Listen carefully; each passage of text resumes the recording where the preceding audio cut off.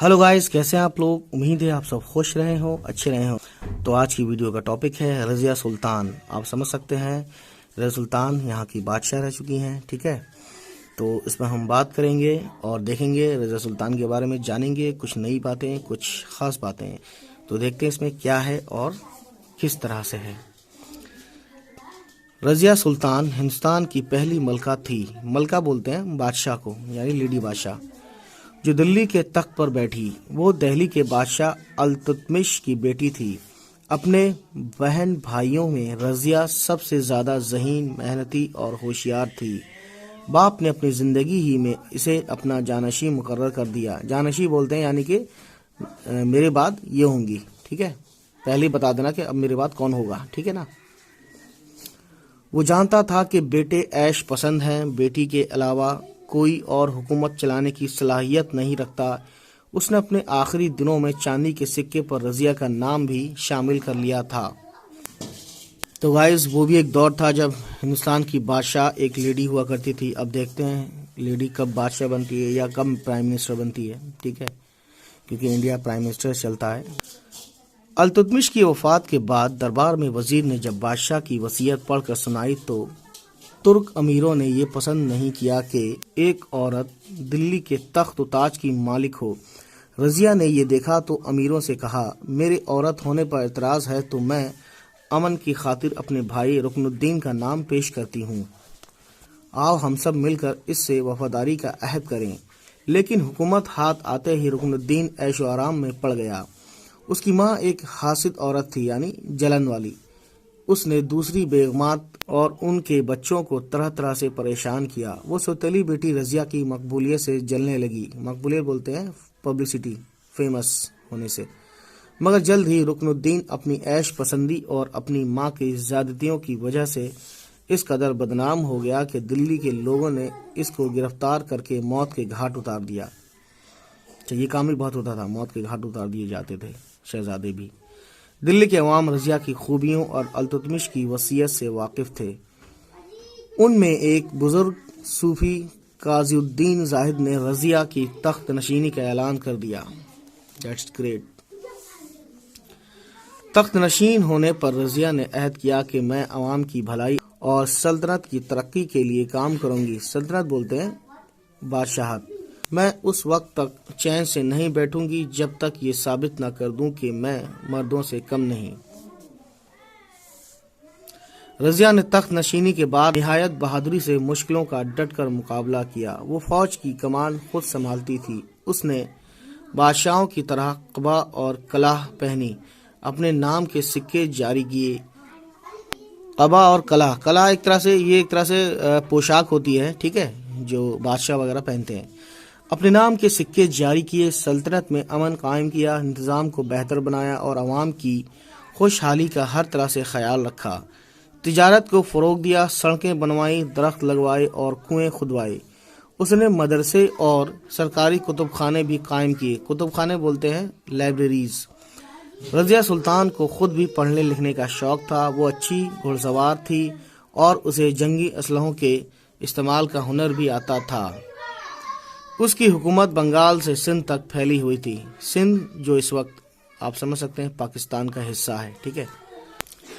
रज़िया सुल्तान बाकायदा दरबार लगाती थीं। उसने बराबरी और भाईचारे को आम किया।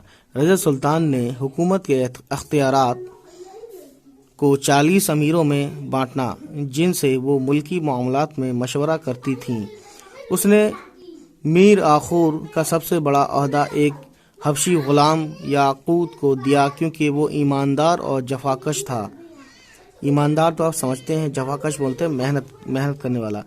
यह अहम अहदा अब तक सिर्फ तुर्क अमीरों को मिलता था। ये बात तुर्क अमीरों को पसंद नहीं आई। उन्होंने रज़िया को तख्त से उतारने की साजिश की और भटिंडा के गवर्नर अल्तोनिया को बहकाकर बगावत करवा दी। जब वो बगावत को कुचलने के लिए पंजाब में भटिंडा पहुंची तो उसके सिपाही तवील सफ़र और गर्मी से परेशान हो चुके थे। अगरचा दोनों फौजों में ज़बरदस्त मुकाबला हुआ, मगर रज़िया की फ़ौज को हथियार डालने पड़े। वो कैद कर ली गई। उधर दिल्ली में साजिशियों ने रज़िया के भाई बहराम को तख्त पर बिठा दिया। اور بڑے بڑے عہدے آپس میں بانٹ لیے۔ بہرام کمزور بادشاہ ثابت ہوا۔ التونیا کو جب اپنی غلطی کا احساس ہوا تو اس نے رضیہ سے معافی مانگی اور اپنی وفاداری کا یقین دلایا، پھر دونوں کی شادی ہو گئی۔ یہ چیز تھی خاص۔ اب رضیہ اور التونیا نے دلی کا تخت واپس لینے کا ارادہ کیا۔ انہوں نے کچھ ترک امیروں اور راجپوتوں کی مدد سے دلی پر حملہ کیا۔ مخالف امیروں نے سوچا کہ رضیہ دلی میں بڑی مقبول ہے، اگر اس کی فوجیں یہاں پہنچ گئیں تو اس کے مددگار اٹھ کھڑے ہوں گے، اس لیے جنگ دلی سے دور ہونی چاہیے۔ چنانچہ بہرام کی فوج نے رضیہ کو راستے ہی میں روک دیا۔ شاہی فوج تعداد میں زیادہ تھی اور اس کے پاس بہتر ہتھیار بھی تھے۔ گھمسان کی لڑائی ہوئی، رضیہ نے بڑی ہمت دکھائی لیکن اسے شکست ہوئی اور اسے قتل کر دیا گیا۔ That's very sad۔ رضیہ سلطان نے صرف 3.5 سال حکومت کی، لیکن اس مختصر مدت میں اس نے اپنی ہمت، حوصلے اور حسن انتظام سے ثابت کر دیا کہ وہ اعلیٰ درجے کی حکمراں تھی۔ حکمراں یعنی کہ ایک طرح سے بادشاہ۔ حسن انتظام کا مطلب ہے اچھا انتظام کرنے والا، یعنی مینجمنٹ، ٹھیک ہے، یا کام کرنے کی ایک خوبی، صلاحیت، ٹھیک ہے۔ تو گائز یہ دیکھتے ہیں کچھ الفاظ اور معنی۔ واحد مطلب ایک یا اکیلا۔ وصیت بولتے ہیں موت سے پہلے کی جانے والی ہدایت، ٹھیک ہے۔ کلاہ یعنی ٹوپی۔ محافظ حفاظت کرنے والا۔ صلہ بدلہ یا انعام۔ جفاکش محنت کرنے والا۔ حسن انتظام اچھا انتظام یا کام کرنے کی خوبی۔ حکمراں یعنی حاکم، حکومت کرنے والا یا بادشاہ کی سمجھ سکتے ہیں آپ۔ عالم علم والا یا پڑھا لکھا۔ تو غائز غور کرنے والی بات جو میں کہہ رہا تھا، رضیہ سلطان ہندوستان کی پہلی خاتون حکمرانی بادشاہ تھیں، ٹھیک ہے۔ رضیہ سلطان نے اپنے کارناموں سے یہ دکھایا کہ عورتیں مردوں سے کسی طرح کم نہیں ہوتیں۔ ظاہر دوستوں اگر رضیہ سلطان کے ساتھ سازش نہیں ہوئی ہوتی، ٹھیک ہے، تو ایک لمبے وقفے کے لیے بادشاہ ہوتی، ٹھیک ہے۔ سوچیے اور بتائیے۔ تو دیکھیے یہ کوشچنس ہے، میں اس کو پڑھ دیتا ہوں، ٹھیک ہے۔ اس کے آپ نے کہانی پڑھی لی ہے تو اس کے آپ جو ہے کچھ کوشچن آنسر نکالیے گا۔ رضیہ سلطان کی خوبیاں کیا تھیں؟ رکن الدین کس کا بیٹا تھا؟ اسے کس نے مارا؟ تیسرا سوال، التتمش کی وصیت کیا تھی؟ چوتھا ہے تخت نشینی کے بعد رضیہ نے کیا عہد کیا؟ پانچواں ہے رضیہ نے میر آخور کا عہدہ کسے دیا؟ چھٹا ہے رضیہ کی فوج کا مقابلہ کس سے ہوا تھا؟ ساتواں ہے رضیہ سلطان نے کتنے برس حکومت کی؟ تو ظاہر ہے 3.5 سال۔ یہ تو آسان سا جواب ہے۔ دیکھتے ہیں گائز، نیچے لکھے ہوئے لفظوں سے جملے بنائیے۔ ذہن یعنی اس پہ سینٹینس بنانا ہے۔ ذہن یعنی جیسے کہ میرے بھائی کا ذہن بہت تیز ہے۔ وفاداری، کچھ لوگوں میں آج کل وفاداری نہیں ہے۔ عہدہ، ہر شخص کو اپنا عہدہ اچھے سے نبھانا چاہیے، یا اس کا عہدہ بہت اونچا ہے، یا اس کی نئے آفس میں جو اس کی جاب لگی ہے اس کا عہدہ بہت اچھا ہے۔ محافظ، اللہ سب کا محافظ ہے، یا خدا سب کا محافظ ہے، یا بھگوان سب کا محافظ ہے، یو نو دیٹ۔ خالی جگہوں کو بھریے۔ رضیہ سلطان دہلی کے بادشاہ ڈیش کی بیٹی تھی، التتمش کی، ٹھیک ہے۔ دوسرا، رضیہ ڈیش کی پہلی ملکہ تھی ہندوستان کی۔ ملکہ بولتے ہیں بادشاہ، لیڈی بادشاہ، ٹھیک ہے۔ رضیہ کے شوہر کا نام ڈیش تھا، ٹھیک ہے۔ آگے دیکھتے ہیں کیا ہے۔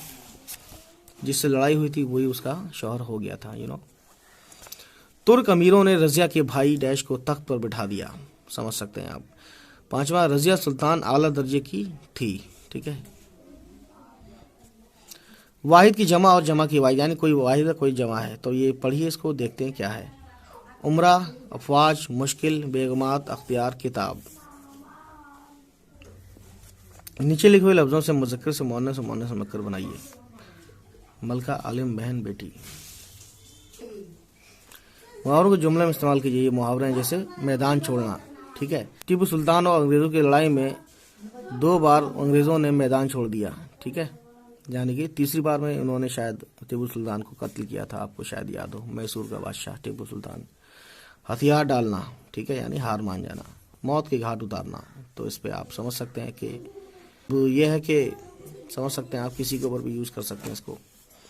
نیچے لکھے ہوئے لفظوں کے متضاد لکھیے۔ متضاد یعنی اپوزٹ ورڈ، ٹھیک ہے، ولوم شبد جسے ہم بولتے ہیں ہندی میں۔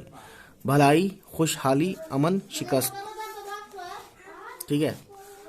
تو یہ گائز عملی کام بلند آواز سے پڑھی ہے، اس میں کچھ نہیں ہے. یہ رضیہ سلطان ہے، حسن انتظام ہے، وصیت ہے، التونیہ ہے، حبشی غلام ہے، یاقوت. حبشی غلام بولتے ہیں جو افریقن جو بلیک ہوتے ہیں نا، ان کو حبشی غلام بولتے ہیں. ٹھیک ہے، پرانے زمانے میں.